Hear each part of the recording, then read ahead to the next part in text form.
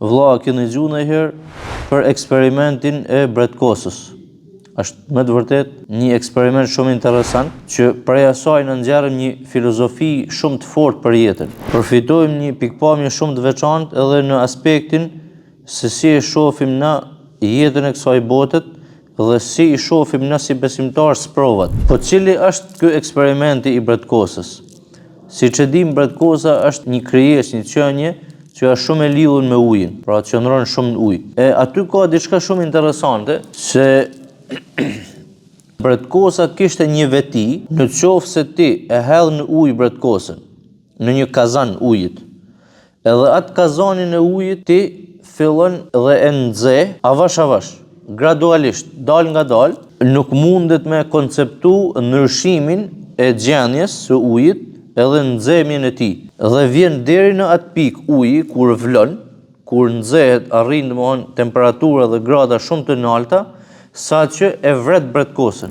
Ama gjatë këtij procesit Bredkosa nuk mundet të jetë e vetëdijshme, sepse nxemja e ujit ka qenë shumë graduale, shumë e ngadaltë, shumë e avashtë, dhe Bredkosa, nga që nuk ka arrit ta konceptojë ndryshimin e gjendjes së ujit, arrin deri në pikën e fundit kur ajo ngordh. Po në qoftë se atë Bredkosë ti e merr dhe e hedh në një kazan me ujë të vlum, ç'a ndodh? Kishte veti Bredkosa që direkt i jepte vedit edhe delte prej ujit. Kërcen, sepse direkt e nnin se ai është ujë i vlum, ujë që e vret atë. Ama kur gradualisht e ngroh ujin, ajo nuk e koncepton dhe arrin deri te ngordhja. Tani çfarë kuptojmë ne prej këtij argumentit në krijim të Zotit?